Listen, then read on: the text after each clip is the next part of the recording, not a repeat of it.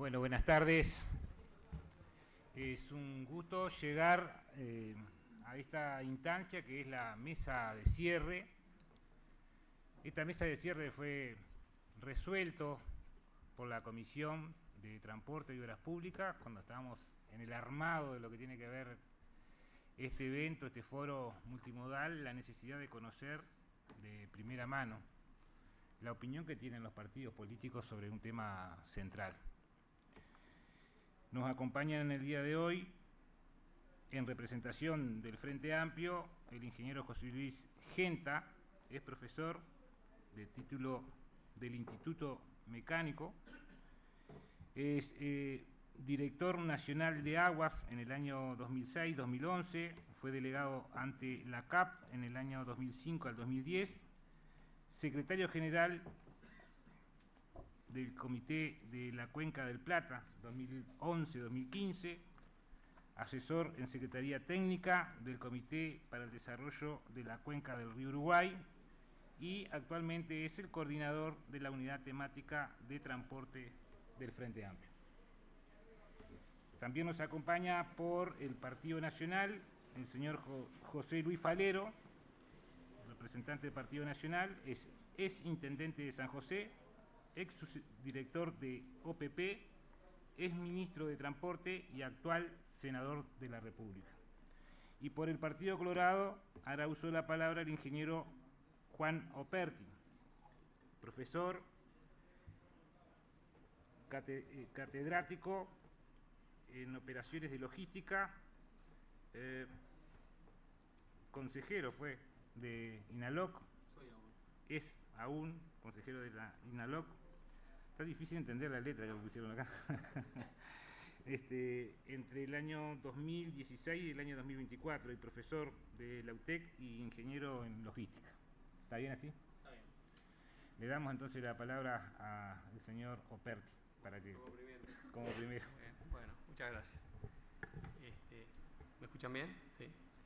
Bueno, antes que nada agradezco esta oportunidad y lo cierto es que se ha dicho mucho y en este cierre, tal vez en este ámbito parlamentario, como dijo la vicepresidenta al comienzo, es de un parlamento y creo que los parlamentos son una visión estratégica.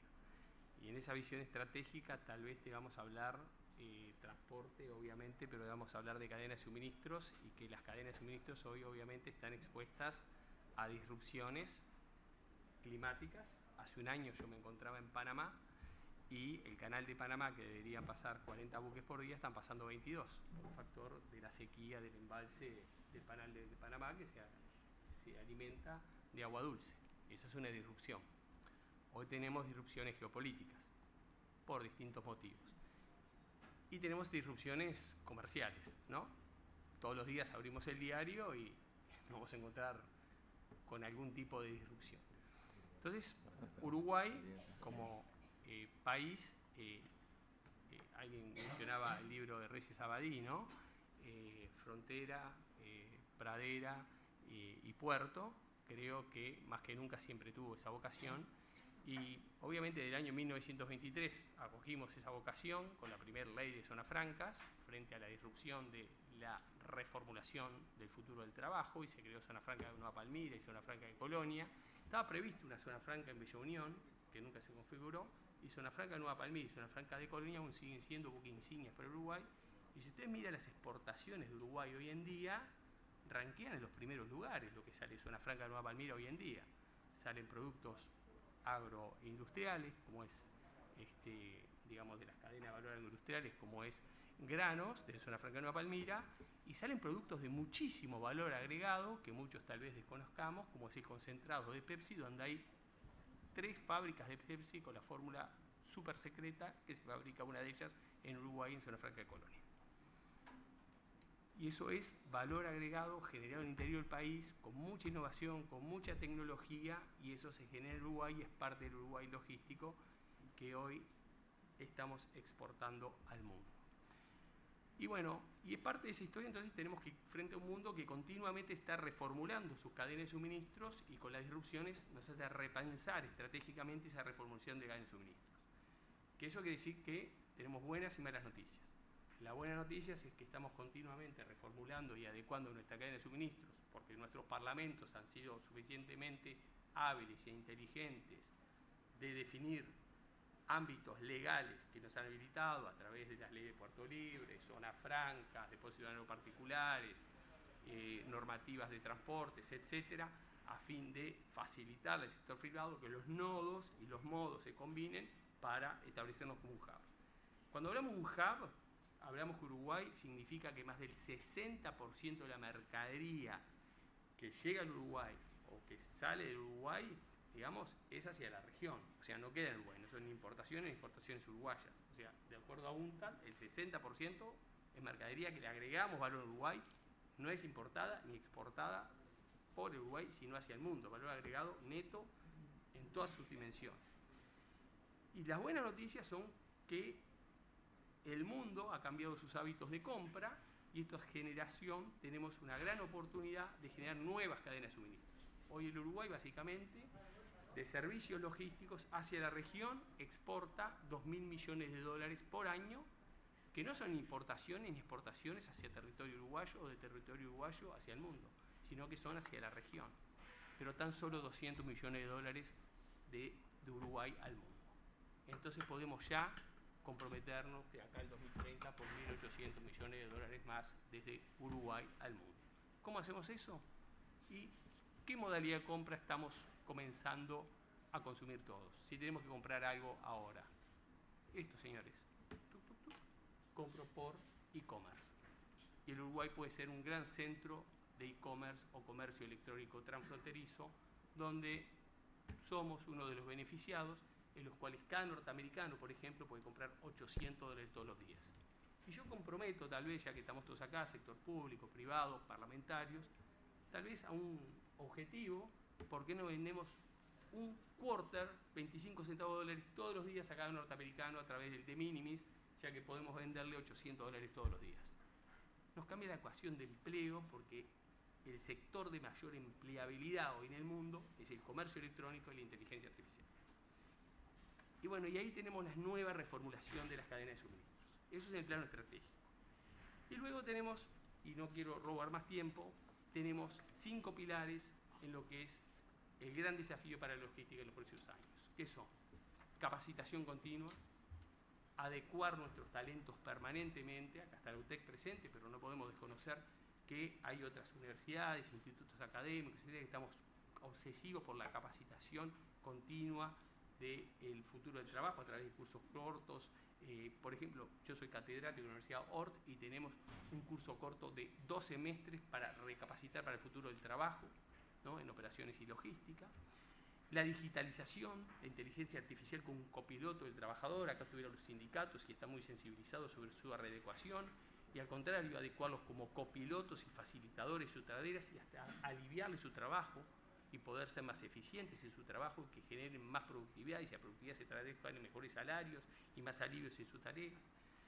Luego la sostenibilidad como un hito, obviamente, que tenemos que aferrarnos, porque si no somos sostenibles no nos van a dejar ingresar a determinados mercados. Y una gestión logística empresarial, digamos, acá estuvo la Unión Exportadores hablando de los costos logísticos, etcétera, pero también están los costos de gestión empresarial, donde también los empresarios nuestros debemos apuntar a una mejor gestión de inventarios, mejor gestión de compras, etcétera, porque lamentablemente en América Latina tenemos costos de gestión empresarial en inventarios, etcétera, un 25% del valor de los productos versus 9,5% que tiene la OCDE o los países de América Latina. Desafíos son muchos, nuevas cadenas de suministros, el e-commerce cross-border, exportamos solo 200 millones de dólares desde el hub logístico, exportamos 2.000 millones de dólares hacia la región, todo un desafío por delante, y en eso creo que es una política de Estado, y tal vez esto sea la logística llenizado, podemos decir, un pequeño diálogo social, ¿no? Bueno, muchísimas gracias.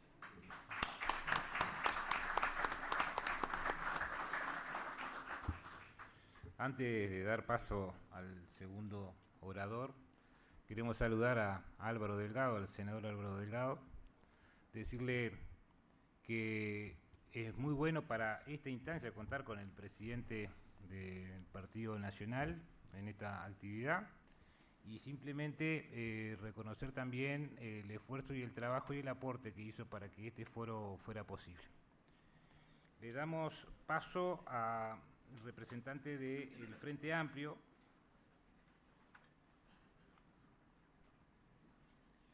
al ingeniero Luis Yenta, y vamos a desarrollar un poco la pregunta, ¿verdad? Específicamente que teníamos para esta mesa de cierre, pensando justamente qué consensos mínimos existen hoy entre los partidos para transformar el sistema de transporte en una política de Estado.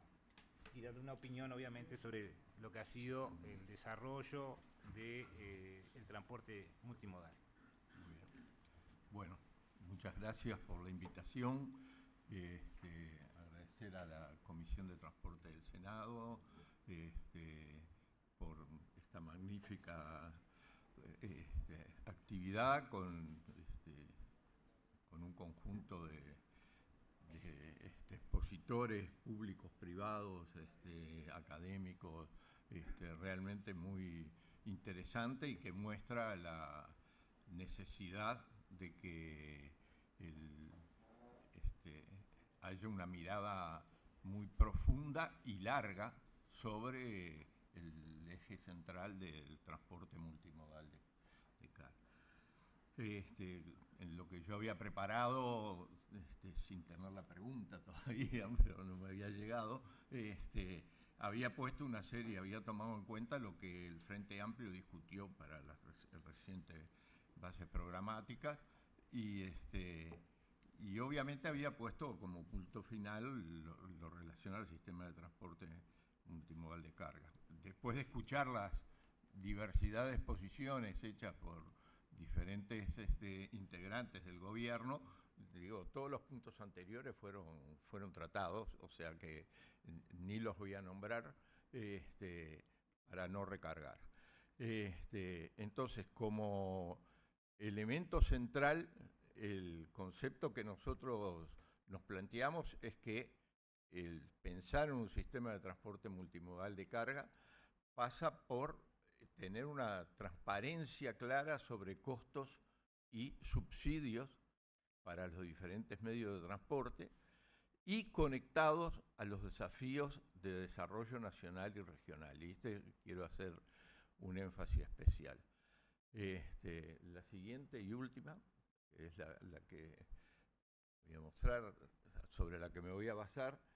No, un aspecto, cuando vino la invitación, no dejé de recordar que hace 5 años, el difunto compañero senador Eduardo Bonomi nos convocó a muchos para desarrollar un par de talleres y quedó trunco un tercer taller por su fallecimiento, que atacaba todos estos puntos, que de alguna forma fue la base de muchos de los que trabajamos en la elaboración en esta temática de las bases programáticas.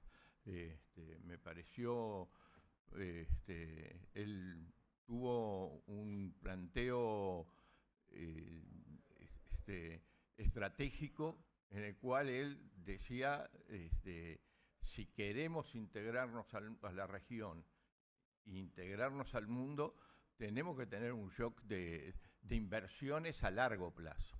Tenemos que pensar de que tiene que haber en el país un shock de inversiones a largo plazo, como si uno lo mira al país desde principios del siglo XX, por lo menos, es lo que sucedió. Hubieron inversiones gigantescas.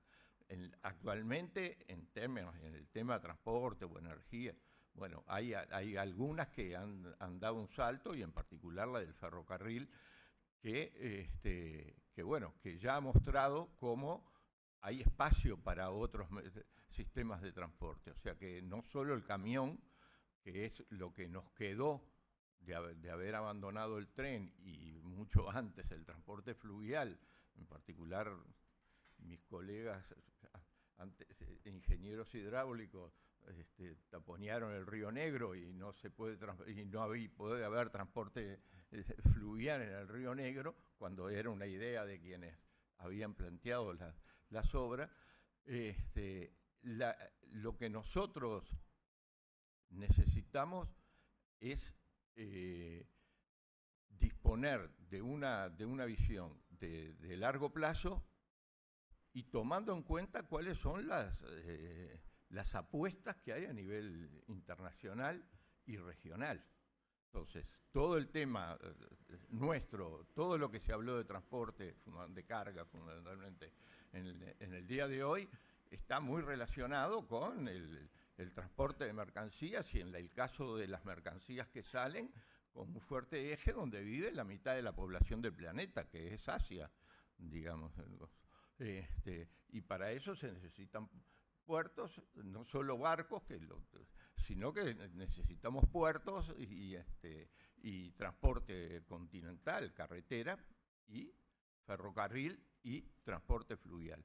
Ese es el eje de lo que es necesario.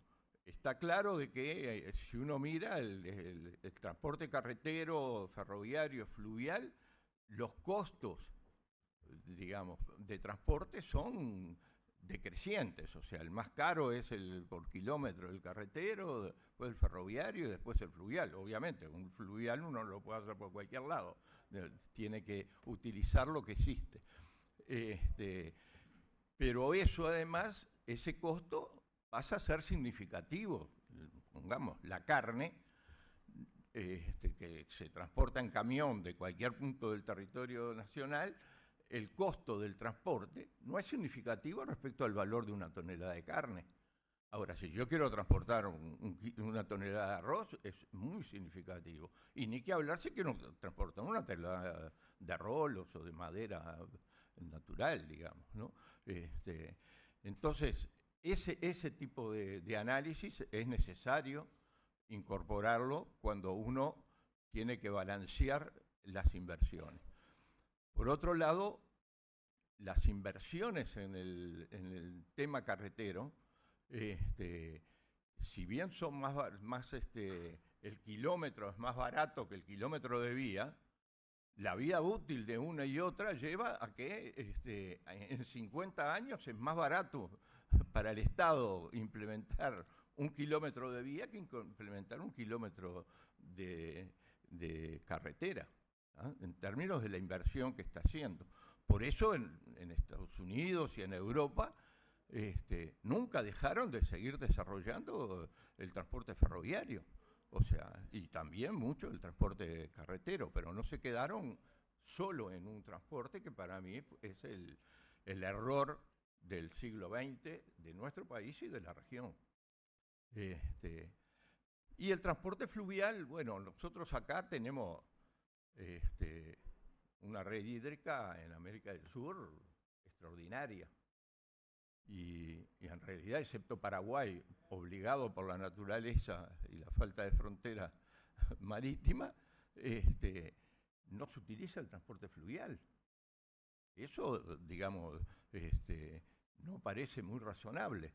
Hace 10 años, la CAF armó un documento y una serie de seminarios que se llamaron Cuencas e Hidrovías de América del Sur, en el cual lo que estaba mostrando es que, digamos, las virtudes de mirar nuestras cuencas, el territorio de las cuencas, y que los ríos que riegan esas cuencas, que son un medio de transporte natural que hay que utilizar más. El otro punto son el tema de los puertos, ¿no?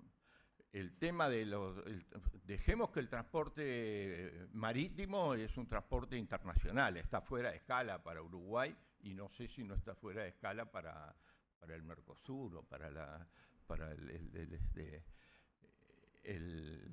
América del Sur.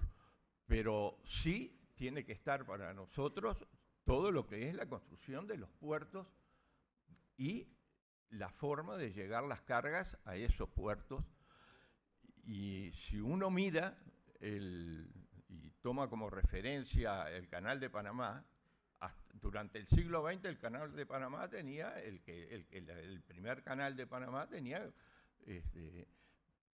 14, 15 metros de profundidad. El actual, el nuevo canal, tiene 20 metros de profundidad. O sea, la necesidad de los barcos marítimos de aumentar, digamos, para ser más eficientes, de aumentar su volumen de transporte marítimo, es clarísimo.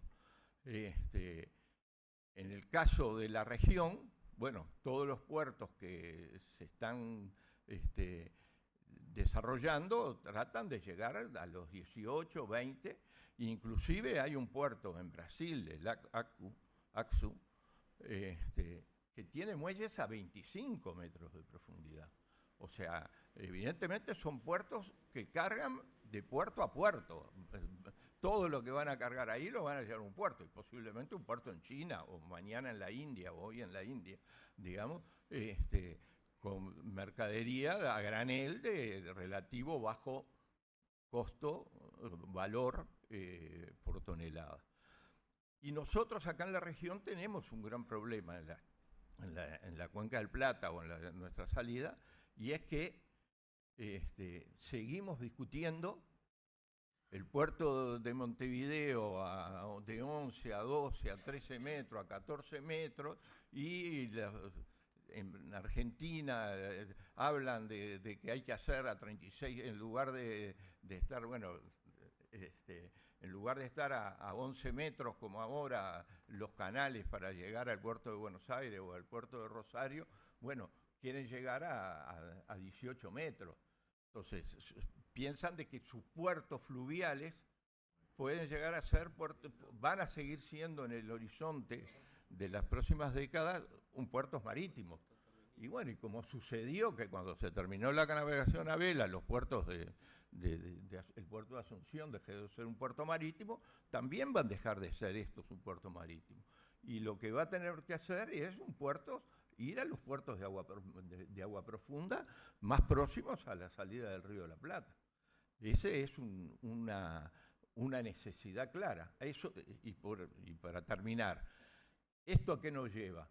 A que nuestro problema va mucho más allá de la guerra de puertos que tenemos hace 200 años, sino que es el tema de que la integración regional no está tomando en cuenta, digamos, cuáles son nuestras limitaciones. Si nosotros estamos financiando la operación de los barcos marítimos para mantener como puertos marítimos un puerto de Rosario o un puerto de Nueva Palmira, digamos. Aspecto que en términos de manejo de graneles es totalmente absurdo, porque tenemos que ir a casi el doble de profundidad de lo que hoy tiene Rosario. Y por el lado de los contenedores estamos mejor posicionados, y creo que todo lo que se plantea con el puerto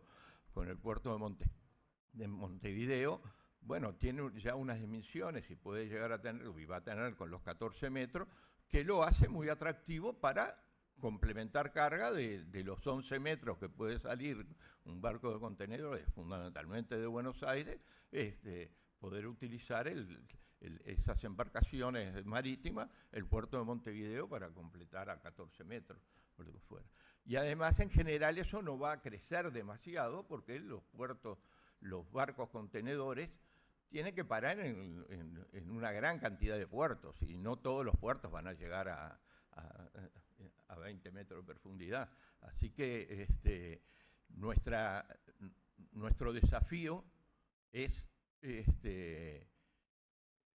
fortalecer la integración regional. Yo creo que hablar de puertos de agua profunda o hablar bueno, ni que hablar si queremos lo que está haciendo Brasil, conectándose con el Pacífico, con Antofagasta desde Santos o de Porto Alegre, y ya está planteado entre Santos y Chancay con ferrocarril, ¿ah? Bueno, eso nos abre la vista de que las empresas de transporte van a analizar si hay que cargar en Montevideo tal carga o hay que llevarla por transporte fluvial o carretero hasta alguno de esos corredores bioceánicos. Y que, de nuevo, eso nos pone en que las infraestructuras a compartir entre los países es algo más que un tramo del río Paraná que cruza la Argentina, y que tantos dolores de cabeza nos dan a nosotros y a todos nuestros socios del Mercosur. Gracias.